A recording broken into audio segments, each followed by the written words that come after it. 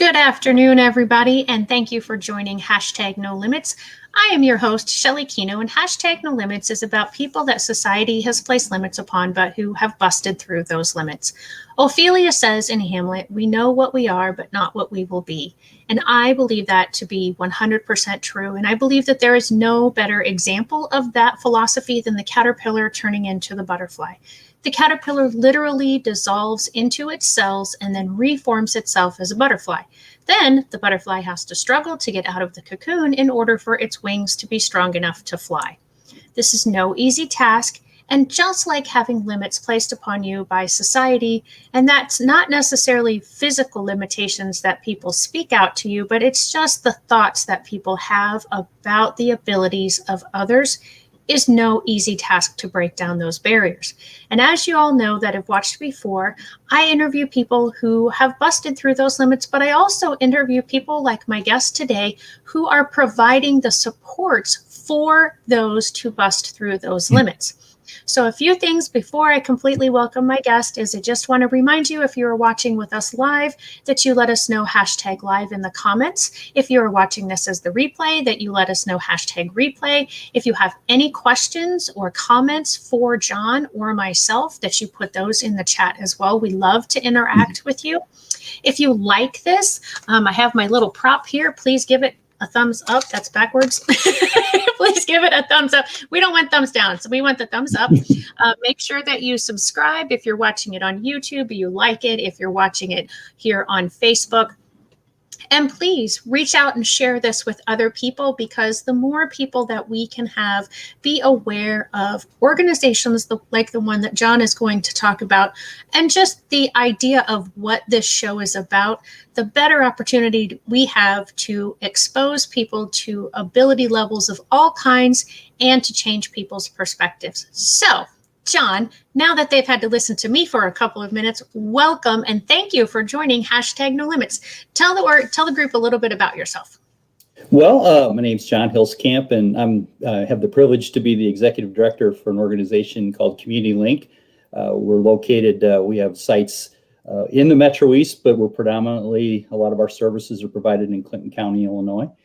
And it's just been a remarkable organization to be affiliated with. I'm proud to say that this organization's been around in 2022, it'll be 50 years. We're 49 years of age right now. And those of you that know non-for-profit statistics, typically about 50% of non-for-profits go under within the first 5 years of their service. And the statistics beyond that aren't very good. But we've one that stood the test of time. And it's been an incredible journey. I myself have been with the organization for 8 years, and it's just been a remarkable place to be affiliated with. That's so awesome. And congratulations on 49 years, almost 50 years. That is truly amazing. You've been around just a little bit less than I've been on the earth. I hit 50 last December, so I'm a little bit older than you all, but that's okay. So you said you've been with the organization for 8 years. What types of roles have you played in the organization? Well, I actually came in hired in as the executive director for the organization. My background previous to that was I did have after a brief stint in the United States Marine Corps and got my college degree through the GI Bill. I went into the nursing home field and long-term skilled care and was a nursing home administrator for about 15 years, and went back to school, got my master's degree, and suddenly an organization that I'd watched grow up around me, I'm as well about the same age as the organization. So I had the privilege of, when the job opened up, I threw my hat in the ring back in 2012 and had the opportunity to join the organization. So it's been a really neat fit, because it's one that I always, back in my nursing home days, when I was in high school working in a nursing home, got the opportunity to see people that were at the time attending Community Link and how excited they were to get on the bus and to, go off and do different journeys for every individual every day. And I just thought that's really interesting. What's all happening out there? What's that all about? And then to find myself years later, and not with the foresight of knowing where the road will take you, to be a part of this, it's incredible. And now to be able to share that story with the community is special. That's a cool story. And thank you for your service as a Marine. My husband is former military, and I have several family members and friends who are military, and I have a great deal of respect and appreciation for those who have served. So thank you very much for that. So tell us more then about Community Link. What is it? What does it do? Why is it beneficial to a community to have a place like Community Link in it?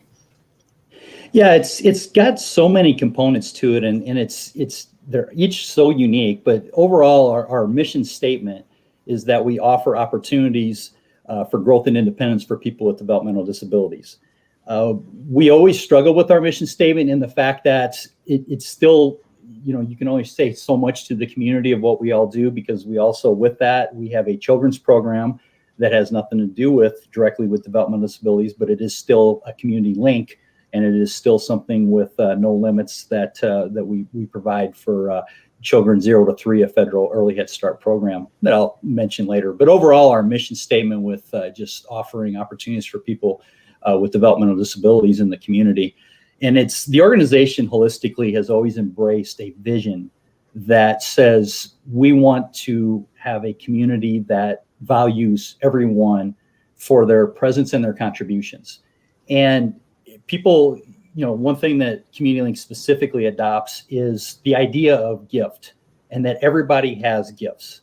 It doesn't matter. And those two gifts are the gift of, the first one is obviously presence. If we're not here, we can't do that. Now, that might seem simplistic, but it really is important that we were all put here for a reason.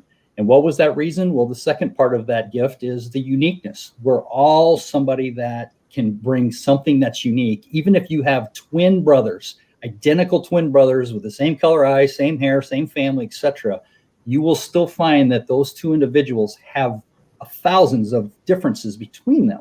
Absolutely. And that's there's gifts there. So we recognize that obviously our specific focus is people with developmental disabilities, because society has over time placed limits on them.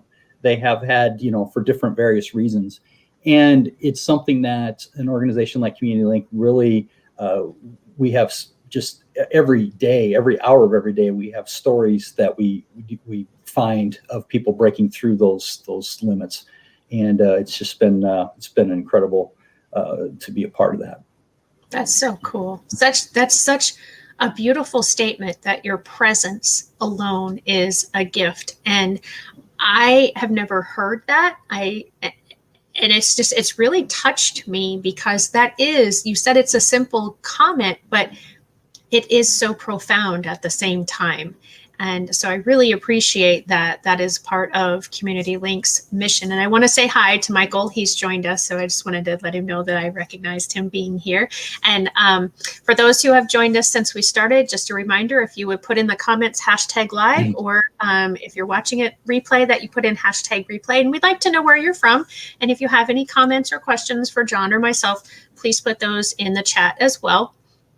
So you mentioned a little bit about some of the benefits to the participants. What are the benefits to society? Not just having that and I like your name, Community Link, because you are truly that link to community sources and resources for individuals. Yeah, I think when you look at the concept of a non-for-profit, it's automatically, as you said, you go to the participants directly, and there's plenty of case to be made. And we have a reach of, for our adults, our day service program has approximately 250 people. And now that's right now it's a little skewed because of COVID. We don't have everybody back. Maybe some can't tolerate mask wearing, or there's different variables. Any challenges that we face every day on getting everybody back to where we were.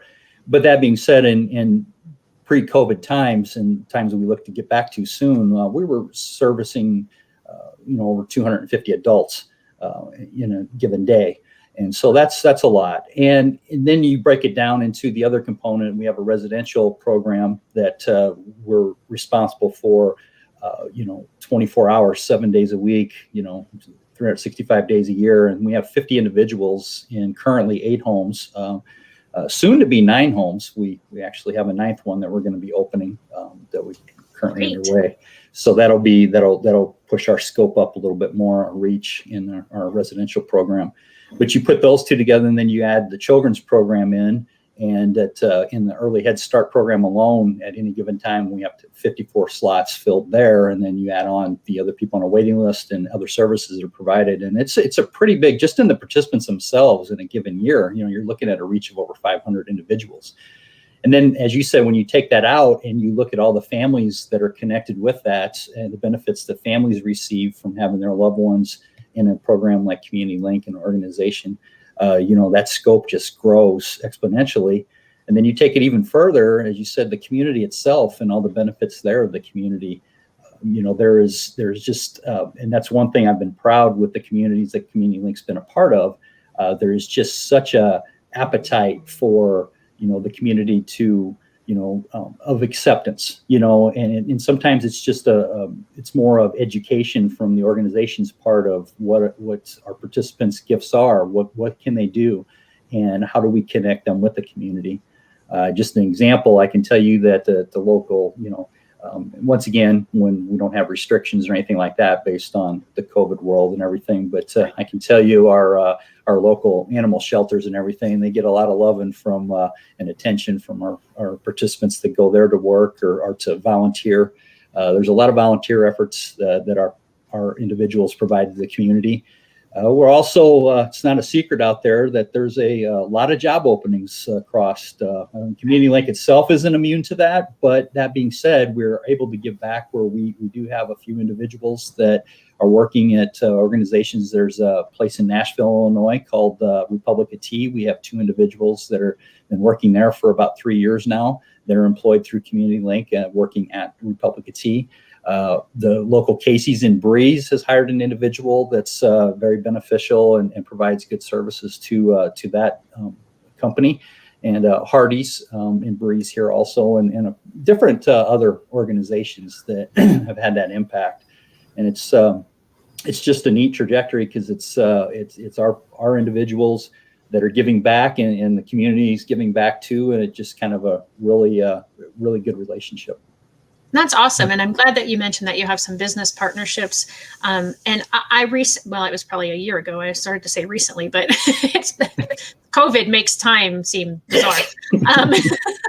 And the statistic was that the unemployment rate among those with disabilities, I think, was like twice as high as the average population, and that they are truly an untapped resource because, again, and this is sort of why this program started, was because there are so many abilities that the group that is labeled disabled have within each individual, and to just sort of count that group out when you're looking at people for jobs was very disheartening to me, and I wanted to help change that trajectory. And so I'm so thankful that Community Link is able to do that with different businesses.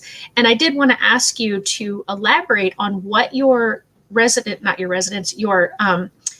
participants do in the day program. And then if you could kind of tell what things are like, you don't have to get into, if they're paid, what that wage is per hour, but if they're paid or if they're volunteer, and kind of how all of that pans out.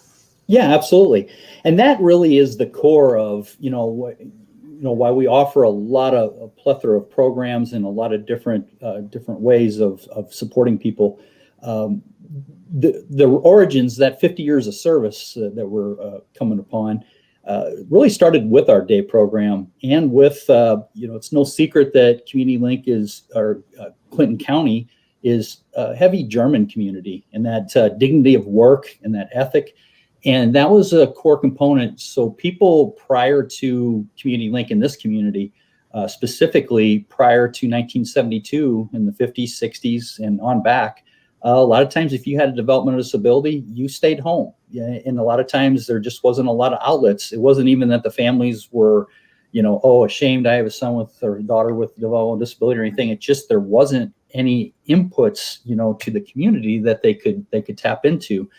So a lot of them stayed home and they were able to do things, but it just took a vision of several parents in our community that got together and said, enough is enough. We want something, we want more. And so they formed this organization in 72, starting with 27 individuals with developmental disabilities and 6 staff members and a wing and a prayer, and put it together, and opened up a building in Carlisle, and started trying to seek out employers back in 50 years ago that would be willing to maybe outside in, bringing work from the outside to something where people can come together. And a lot of the minimum wage laws, we were able to get a certificate for sub-minimum wage that offered us the opportunity. There's a lot of components to meeting that. It isn't something that you just can arbitrarily say, oh, you're going to make this or that. We have to go through time studies and things on jobs that come in. But we weigh that out and try to do our best to offer a sub-minimum wage. And a lot of times the goal is to get minimum wage as much as we can or higher. There are some individuals that, especially the ones I referenced earlier in the community, with raises and everything, they've pushed those limits of getting higher pay and everything. So that's always great stories. But overall, we've grown over the years with more employers willing to send that work in. And it's kind of met a place where the sub-minimum wage, and people are getting that discussion, and it's an education piece for the community. It's kind of under attack on some levels, and understandably, because we ourselves want everyone to make minimum wage. But it gets, I think, everybody lumps disabilities into one bucket, and that being somebody possibly that's blind or has other hardships and things.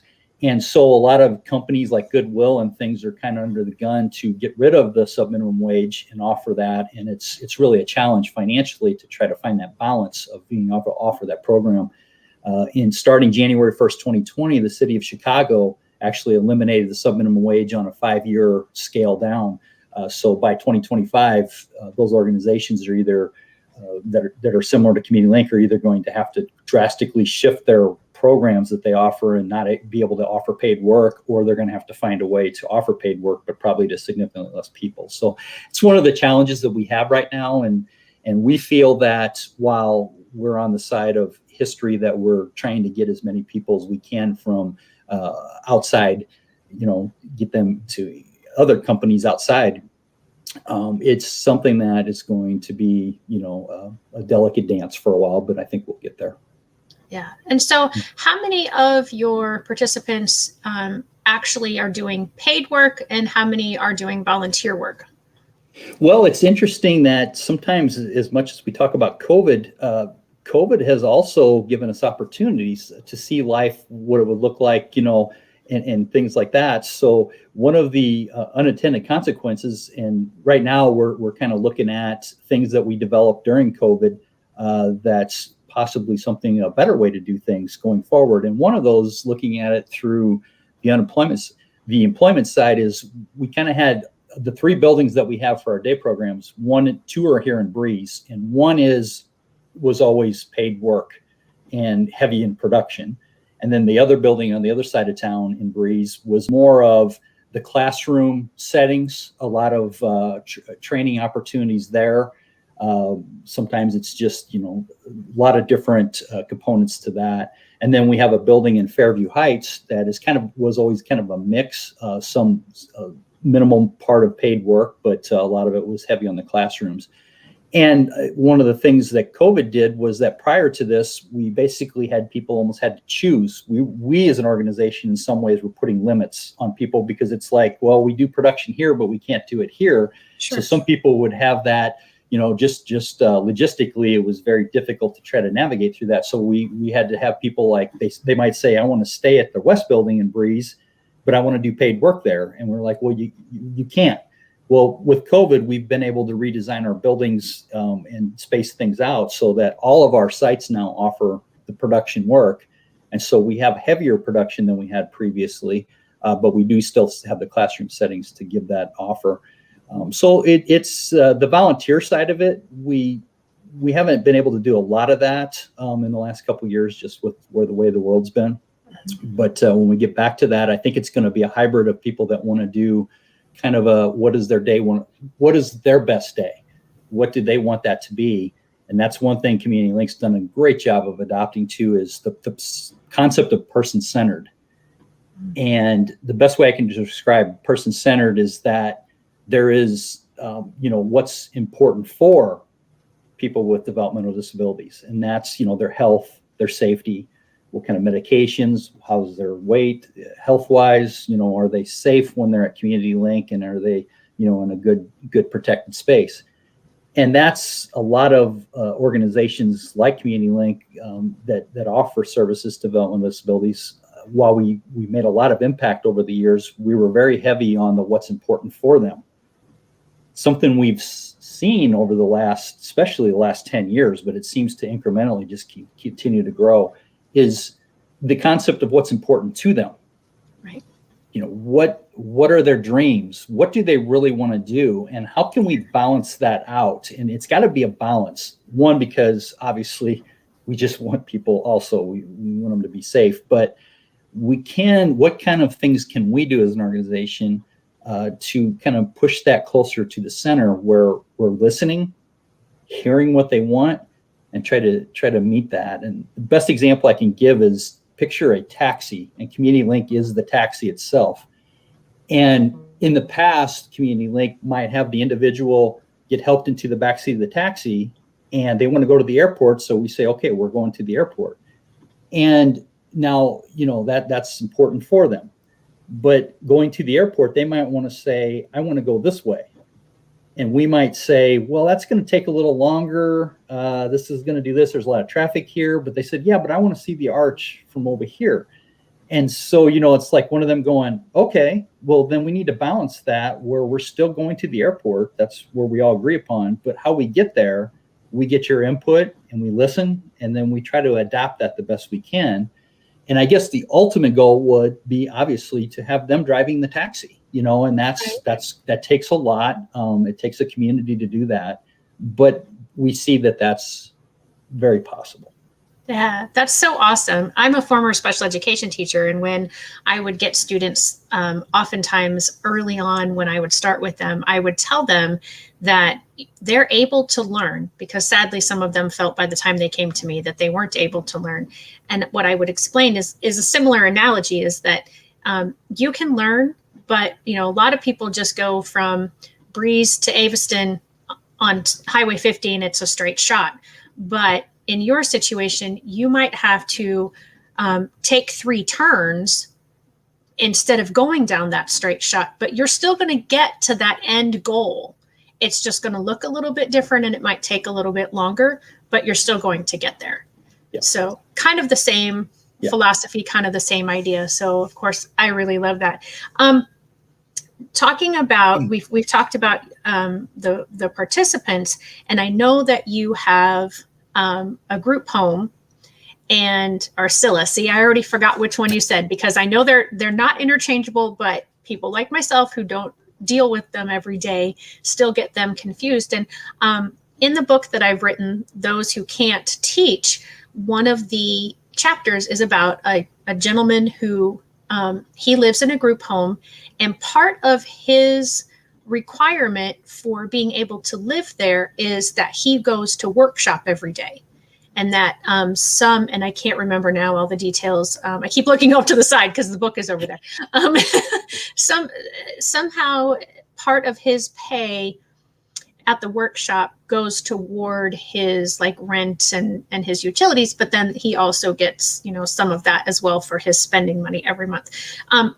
Is that similar to your day program participants?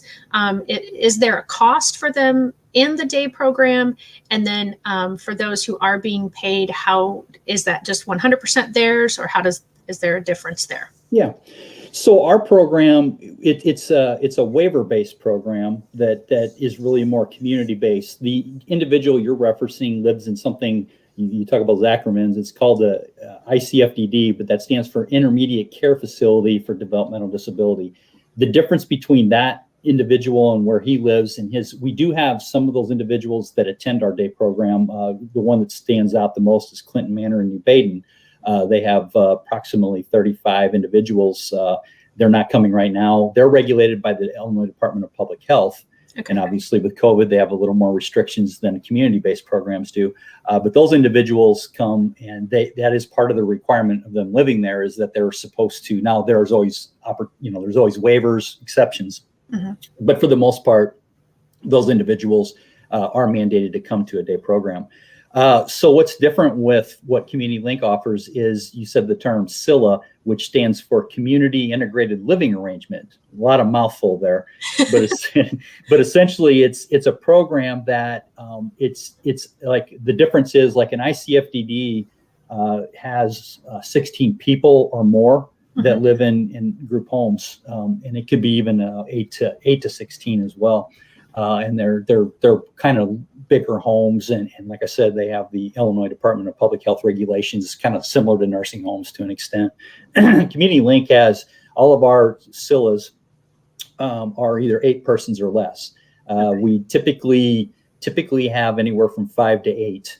We would like to get those smaller over time. It's a long-term goal, but at this point, with the funding of Illinois and how we are able to navigate through those challenges. But each one of the homes that we offer are just beautiful bricked homes. They're in nice neighborhoods. They're spread out by limitations of the state, and justifiably so. They have limits on them that CILA homes can't be. You can't have 2 CILA homes, and it's not even the same provider. Any provider, you can't have 2 within 800 feet of each other. And they're trying to keep that where you don't have suddenly the developmental disability neighborhood or this. Right. So I think it's a good thing, So they put these homes out, and Community Link is very selective with that, and just that we're very particular about the homes that we have. We make sure that they have access to the community. We don't just put them way out in the middle of nowhere or anywhere else. So we're pretty particular about that. But the individuals that live there, they're able to, and this was a major breakthrough. I can tell you that I don't too often brag on the state of Illinois and the government that we have.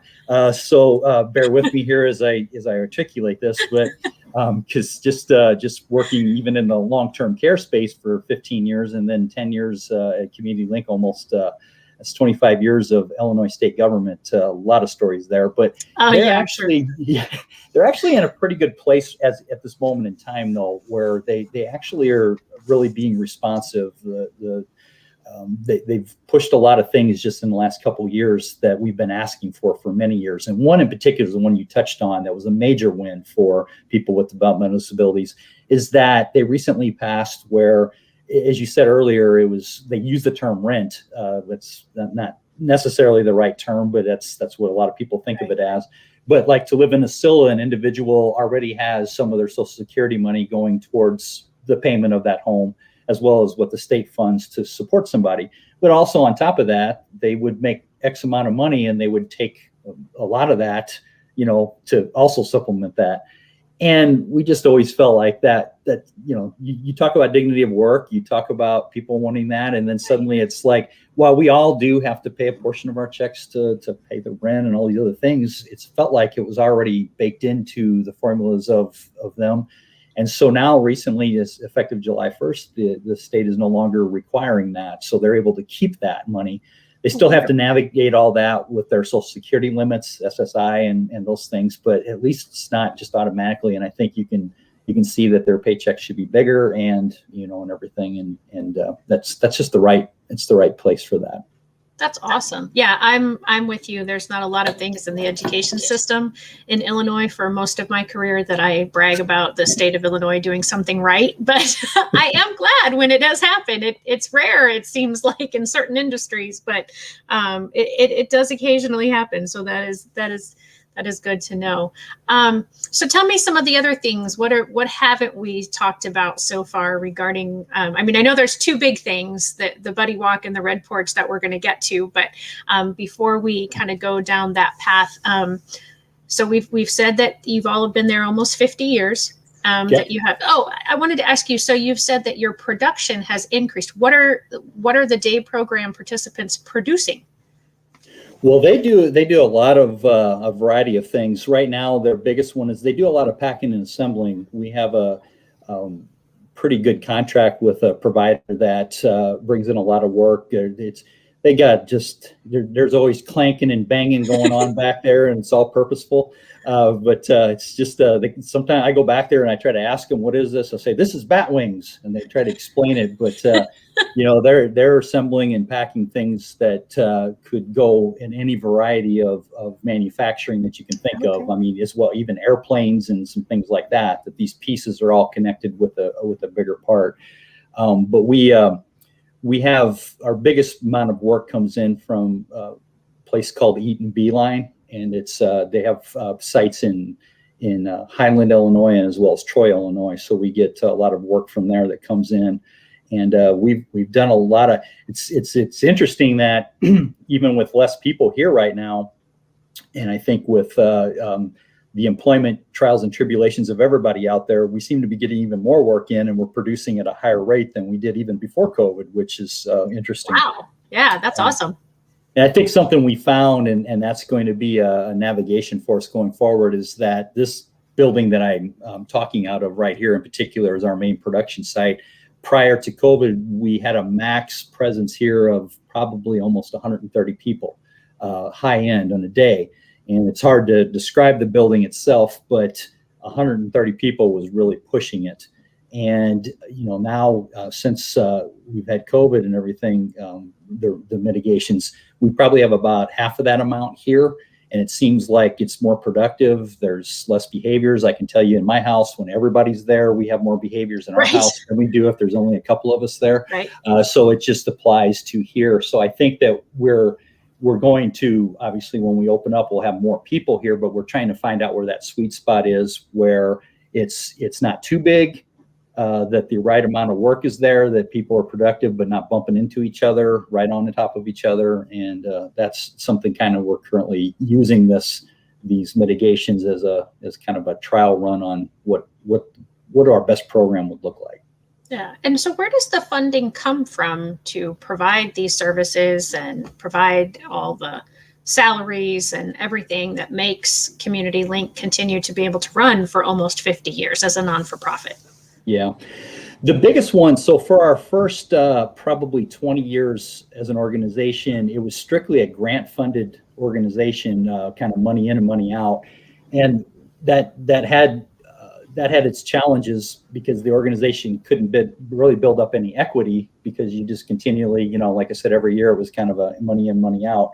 In the late 90s, our programs became a fee-for-service, Medicaid fee-for-service, that suddenly we became really invested in the state of Illinois. And I don't want to go back down that road again and discuss that, but overall, that's probably, give or take over time, it's always been about 85% of our funding, 85 to 88% of our funding straight from the state of Illinois.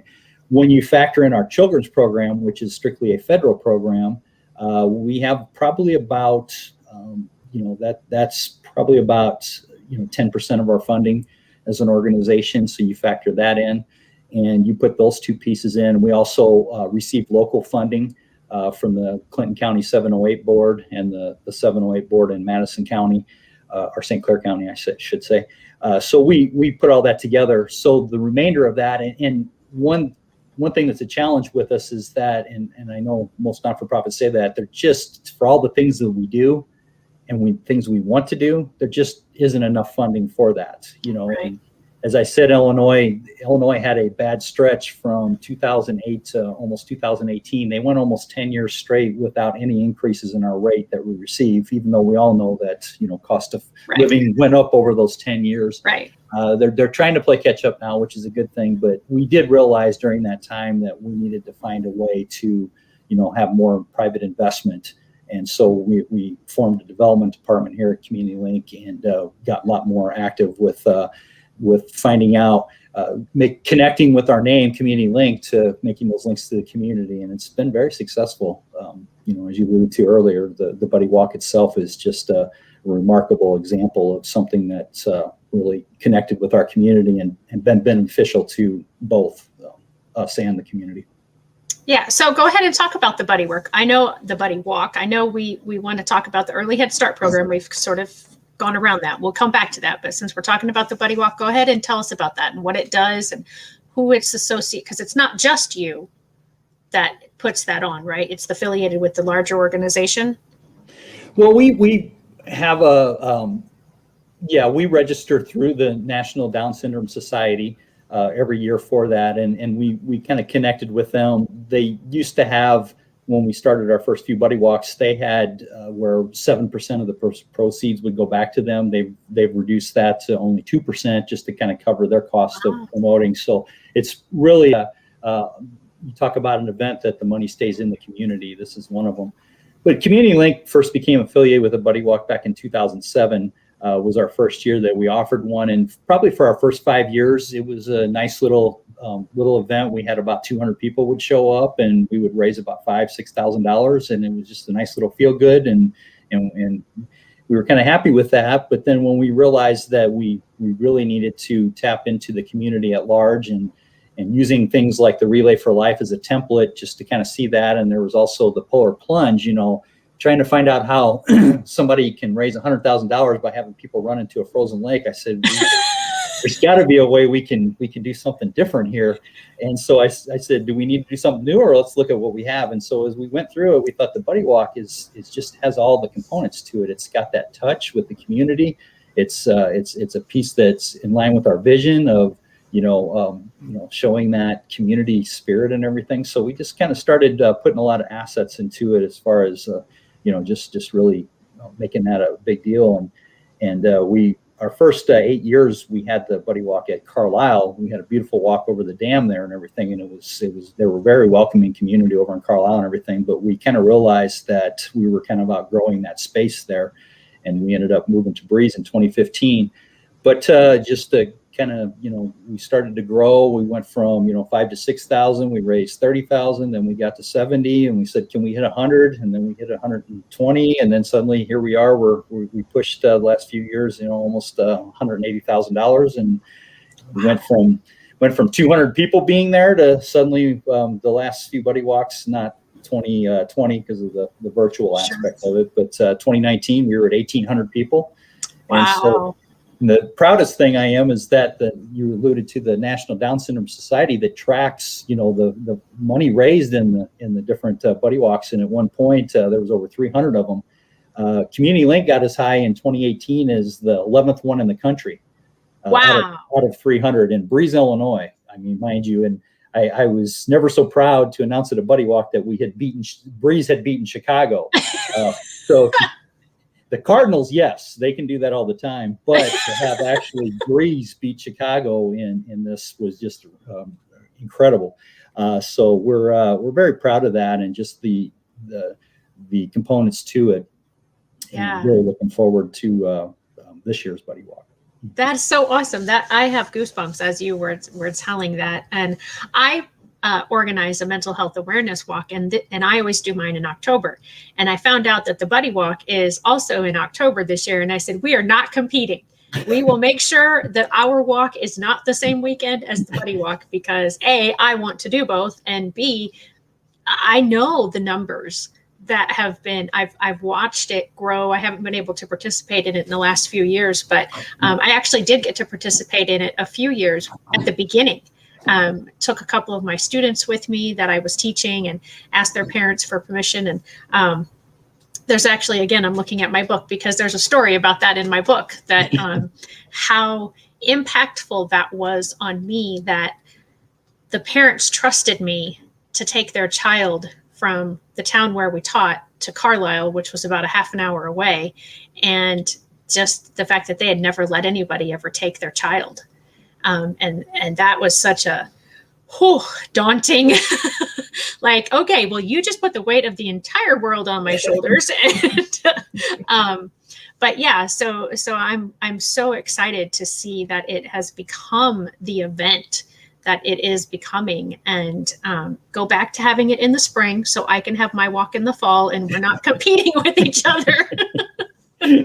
But I'm very excited for you all. And also really excited that, Clinton County beat out Cook County, and it was for a very good reason. So very excited to hear that. So If people want to participate in the Buddy Walk this year, and even if maybe, because there are people who watch this from all across the country, so if there's not one local to them, do you know how they could get involved in one? Or, and I do want you to tell specifically how they can get involved with ours here in Clinton County.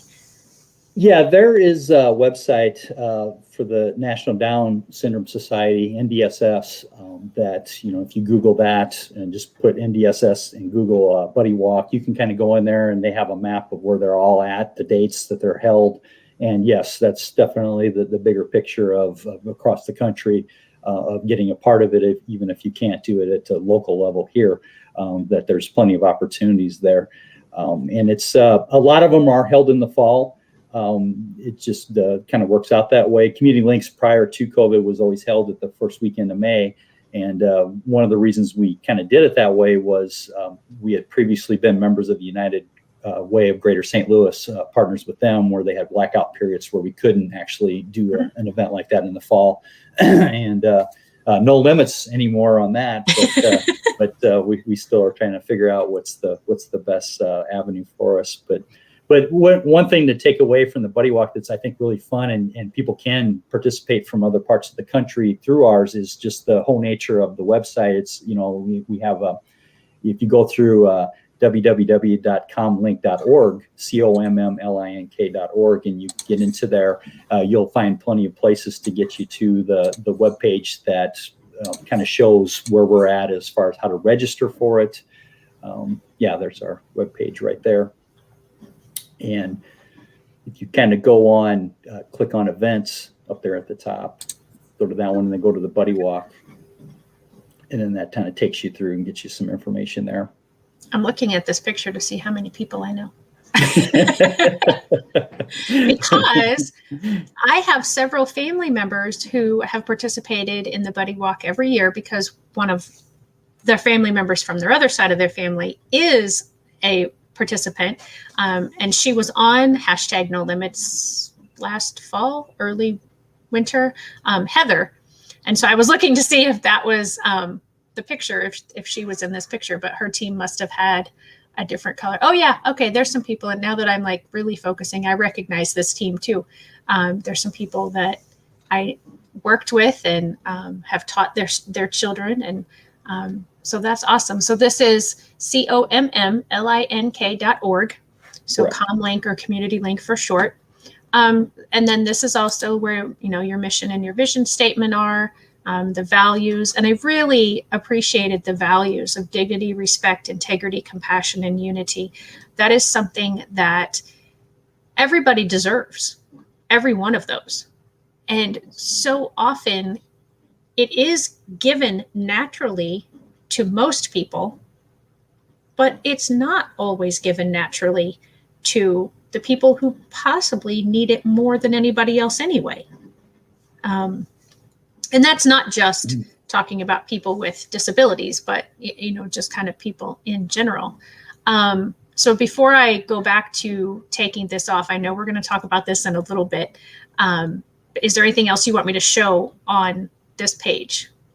Yeah, if you go under programs, right there, the children's programs, I haven't had a chance to talk about that a lot yet, but just kind of looking at that in general. And you know, we started offering the First Step program. The First Step program itself has been around since 1976. It started as early intervention, which was opportunities to find delays in children, you know, because we know the earlier that you can identify something, that the more they can get supports for that, it just leads to a better outcome for everybody. But it wasn't until 1999 that we actually partnered with the federal government to offer early Head Start, and, you know, having and people conceptualize it's 0 to 3, but it literally is pregnant mothers that can get in the program as well, and supporting them in prenatal support there. But it's really a program that's all about, you know, parents are the children's first teacher, and they're their most important ally and developer. And we as a program have parent educators that go, it's home based, so they go into the homes, and we're getting ready to start that up again. I think the week after or the day after Labor Day, we're going to actually start in-person services. We've had to do it virtual for the last year and a half. So once again, the COVID challenges, but overall, it's just got a lot of different, a lot of pieces to it that all lead to, it's kind of a precursor, obviously, early Head Start to the Head Start program, and just making sure that they have that support. And there's been plenty of statistics out there that show that children just do better with more support. Absolutely. And I am very, very proud to say that I am currently the acting chair of the Early Head Start program through Community Link. I'm happy to step down from that role when we get back into, like you said, more participants being in person and being able to have more parents involved. But for now, that is my role in the Early Head Start program. And it is an amazing program. And the fact that there is a misnomer about it because of its association with the Community Link. People often think that their child has to have some sort of disability in order to be qualifying or eligible for Early Head Start. And that's not the case. It's anyone who's pregnant, anyone who has a child 0 to 3. I mean, there are some qualifying aspects as far as financial and that sort of thing, but and of course you have to live within the areas that we serve. But, I mean, ability levels is not necessarily a factor. So being able to take that misnomer out, hopefully, and bring in more participants. Anything else on the website before I take it off for a little bit, and then we'll come back to it to do the red porch? Can't think of anything. Okay. All right, so we'll take that out for just a little bit. So I'm trying to think. I took that down, but maybe I shouldn't have. Were we ready to talk about the red porch? And it's fine. We don't have to have that up to talk about it. So. Okay. I just know that there's, well, at least there used to be, maybe it's on the Facebook page, the pictures of some of the food. Yeah. Which, that's good advertising. We want to get people hungry and thirsty still. But go ahead and tell us what the red porch is, how that started, and what that's doing for your participants, but also for the community that it's in. Yeah. So it was something that was a concept of giving due credit. Michael Brave, the executive director for an organization that I mentioned earlier, Clinton Manor Living Center, he's got the ICFDD, the intermittent care facility, that a group of his participants actually come to the day programs through Community Link, and he's located in New Baden. And he had property there. He had a nice house that they were basically using just for like meeting space and things like that. It was a regular older house that just had curb appeal to it right there off 160. And it was something that he had a vision that he shared with me, because we work together through, we provide the day services for his people. And he just started talking about it. He wanted two things. He wanted an avenue for the people that he supports there to have somewhere to go that they can hang out and see the public. And he wanted some good coffee. And so, that was something where he was tired of every day he'd come in, he'd be stopping at, a different fast food place or somewhere else and just getting a hot cup of coffee. And he wanted something nice. So we started talking about it. And, my first conversations with him, as I said, I don't know a lot about coffee other than I drink it. I don't know what's all going on here, but he thought that there could be an avenue of, something where we can incorporate it through our day program as a kind of a satellite of what we do internally here and kind of take it to the next step. And so we just started working on that.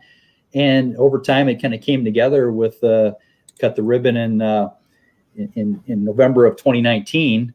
And the concept is the mission statement for it is brew good, do good. And it's intended to, the do good is people that go there, they're supporting people with developmental disabilities, and brew good, we're going to give them a good cup of coffee. And we've lived up to that. And so it's got the components of cafe, community, and connect.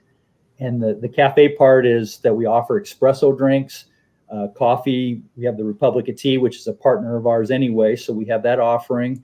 Of course, XL Ski, we have to give that, and some light meals. We've really come a long way with some of our offerings with the the Subway sandwiches, or the sandwiches that we offer, and different salads and everything. They're very creative there. So, and just recently we've introduced for the summer, we've introduced ice cream in the evenings, a very high quality ice cream. So if you follow our Facebook page, a community link on Facebook, and Red Porch has their own also, you can put that into the Facebook and get on there and look at all the nice different offerings that we have.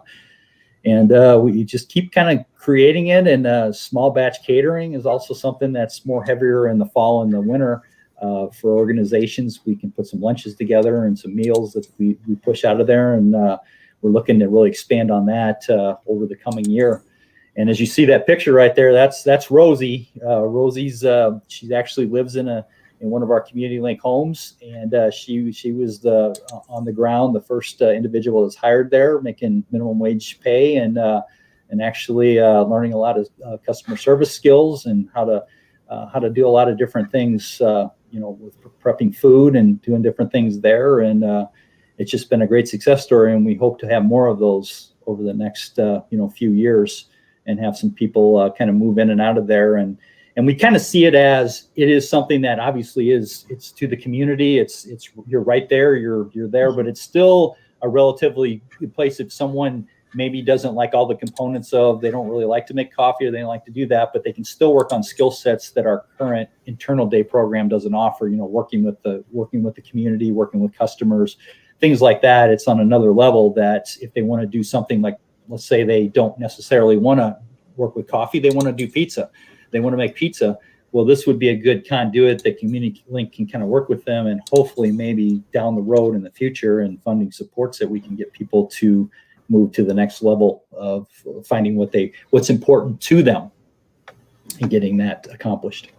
Yeah, I'm trying to. There weren't any pictures, so I'm going to try to pull up the Facebook page, because the food is everything that I have had there. Has been wonderful, and it's healthy. So let's see. Let me go back to sharing the screen here. And the ice cream. We just went not very long ago and had our first ice cream sweet treat, and I got the s'mores. So let's see. So it looks like we have some of the baked goods here. The s'mores, I guess it's a sundae is what it's called, or a concrete maybe. But I mean, this is very well prepared, well done food. I mean, it isn't. This looks like a peach crumble, maybe, but it's all good. I mean, I can't speak highly enough of it. It's just, and it's so nice to have this option, because like I said, it is a healthier option, most of the items that I've had, at least. And to be able to have that locally, when it just seems that a lot of what we have around here is more fast food. Right. So to have this, there's another one. Oh, somebody really liked that one. But, and then I think, if I recall, there are daily specials too. Right. Yeah. And sometimes we have 3 or 4 specials, and they do a lot of offerings there. And I think they're just really trying to see what's resonating with the community, what's got people interested, and then really kind of honing in on that. But right now it's been very the way the community's responded to this has just been remarkable, and we're very appreciative. Yeah. So yeah, there's a lot of things on there. Yeah, I'm making everybody hungry. And this looks amazing. I got stuck on this one on the other screen because I was like, oh my gosh, what is that?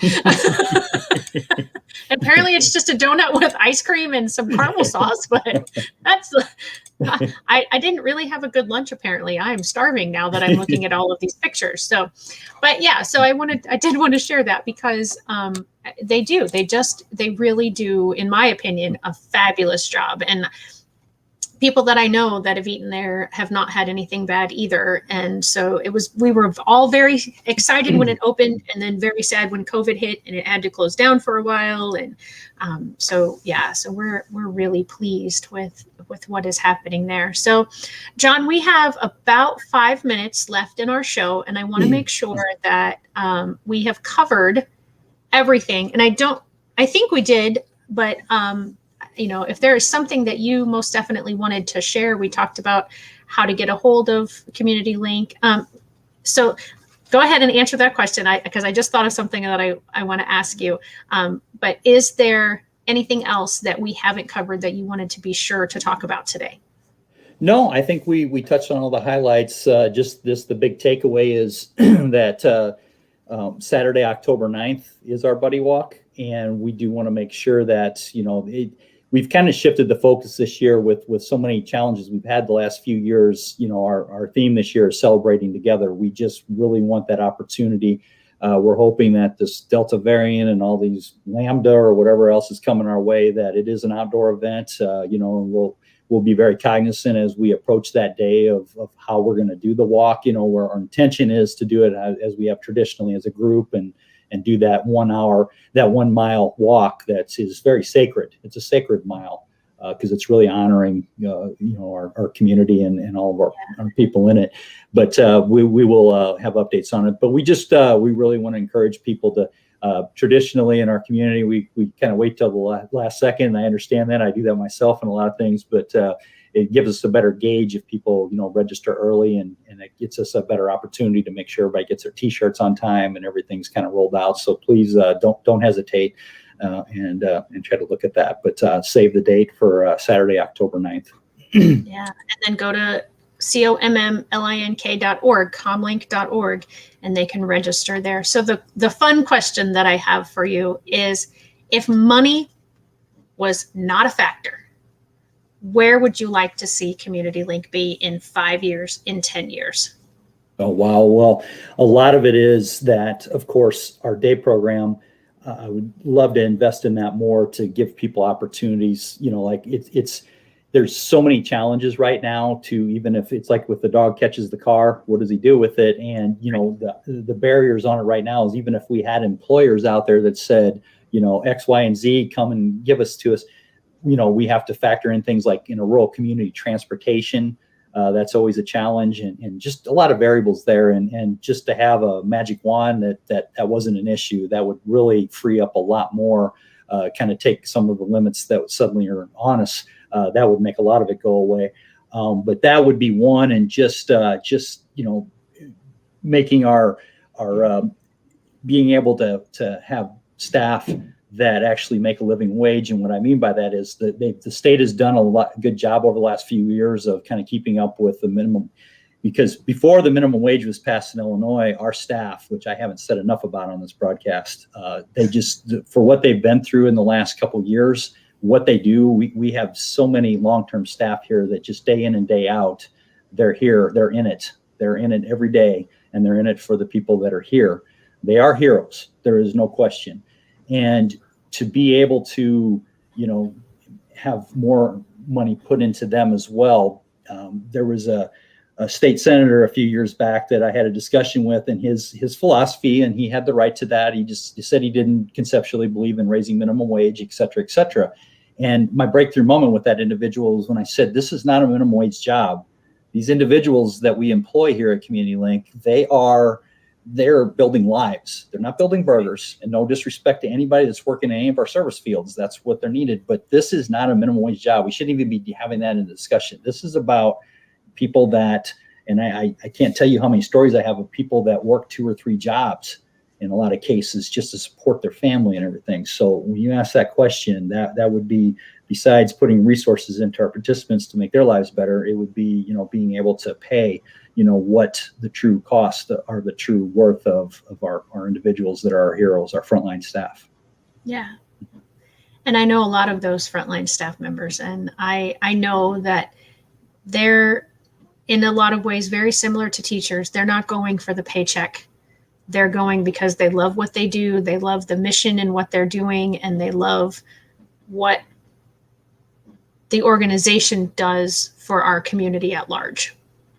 They're in it for the right reasons. Absolutely. Yeah. But having a livable wage would make them a lot happier. Yes, absolutely. But yeah, that's a beautiful goal. Well, John, thank you so very much for coming on Hashtag No Limits today. It's been quite a pleasure learning about an organization that has been around my whole life pretty much, that I really didn't know a lot about until I really got involved a few years ago. And so I hope that this broadcast was able to shed some light for many people on what Community Link does in our area, and maybe spur something in someone to start a similar type of organization in their own area. Thank you, Amanda Lepker, the president of the board of directors of Community Link, for joining us today. I appreciate you being here. And John, thank you so much again, and we will see you all next time. Thank you.